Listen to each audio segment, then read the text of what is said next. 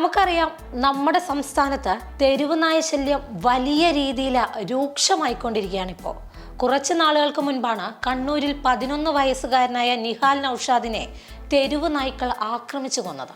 ഈ ഒരു പശ്ചാത്തലത്തിലാണ് കണ്ണൂർ ജില്ലാ പഞ്ചായത്ത് പ്രസിഡന്റ് തെരുവ് നായ്ക്കളെ ദയാവധം ചെയ്യാൻ അനുവദിക്കണമെന്ന ആവശ്യവുമായി സുപ്രീം കോടതിയിൽ ഹർജി ഫയൽ ചെയ്തത്.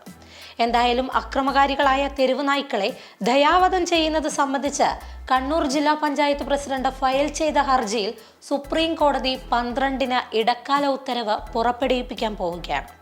നിലവിൽ തെരുവ് നായ്ക്കളെ കൊന്നൊടുക്കുന്നത് കുറ്റകരമായ ഈ ഒരു സാഹചര്യത്തിൽ സുപ്രീം കോടതിയുടെ ഇടക്കാല ഉത്തരവ് പ്രതീക്ഷയോടെ കാത്തിരിക്കുകയാണ് തെരുവ് നായ ശല്യത്തിൽ വലയുന്ന ജനങ്ങൾ. കണ്ണൂർ ജില്ലാ പഞ്ചായത്ത് പ്രസിഡന്റ് ഫയൽ ചെയ്ത ഹർജിയിൽ കക്ഷി ചേരാൻ സംഘടനകൾക്ക് അവസരം നൽകിയിരുന്നു. നമ്മുടെ കേരളത്തിലെ തെരുവ് നായ്ക്കളുടെ ആക്രമണം അനുദിനം വർദ്ധിച്ചു വരികയാണ്. നിരവധി പേരാണ് നായ്ക്കളുടെ കടിയേറ്റ് ദിവസം തോറും ആശുപത്രികളിൽ ചികിത്സ തേടുന്നത്.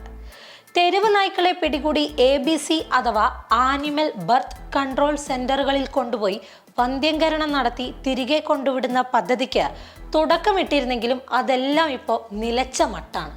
ചുരുക്കം കേന്ദ്രങ്ങളിൽ മാത്രമാണ് ഈ പദ്ധതി ഇപ്പോൾ നിലവിലുള്ളത്. ഇതിനായി നായ്ക്കളെ പിടികൂടി ശസ്ത്രക്രിയ നടത്തുന്നതിന് ക്യാമ്പുകൾ സംഘടിപ്പിക്കാൻ തീരുമാനിച്ചിരുന്നെങ്കിലും അതും വിജയം കണ്ടിട്ടില്ല. നായപിടുത്തക്കാരെ കിട്ടാത്തതാണ് ഇതിന് പ്രധാനപ്പെട്ട കാരണം.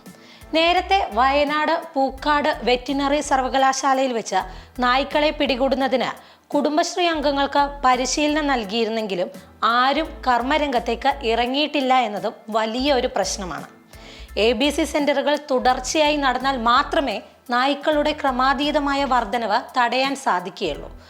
10-15 വർഷം തുടർച്ചയായി പദ്ധതി നടപ്പാക്കിയാൽ മാത്രമേ ABC സെന്ററുകൾ വഴി തെരുവ് നായ നിയന്ത്രണം സാധ്യമാവുകയുമുള്ളൂ. അതിനാൽ തന്നെ സംസ്ഥാനത്ത് കൂടുതൽ ABC സെന്ററുകൾ ആരംഭിക്കുമെന്ന് തദ്ദേശ സ്വയംഭരണ വകുപ്പ് മന്ത്രി MB രാജേഷ് പ്രഖ്യാപിച്ചിട്ടുണ്ടെങ്കിലും ഇതിനായി സ്ഥലം ലഭിക്കുന്നത് ഇപ്പോൾ വലിയ പ്രതിസന്ധി ഉണ്ടാക്കുകയാണ്. എന്തായാലും ABC സെന്ററുകൾ ആരംഭിച്ചതുകൊണ്ടോ നായ്ക്കൾക്ക് വാക്സിനേഷൻ നൽകിയതുകൊണ്ടോ തെരുവ് നായ ആക്രമണം തടയാൻ പറ്റില്ലെന്ന് അസോസിയേഷൻ നേതാക്കൾ വ്യക്തമാക്കിയിരിക്കുന്ന ഈ ഒരു സാഹചര്യത്തിൽ 12-ന് വരുന്ന സുപ്രീം കോടതിയുടെ ഉത്തരവ് കാത്തിരിക്കുകയാണ് ഇപ്പോൾ ജനങ്ങൾ.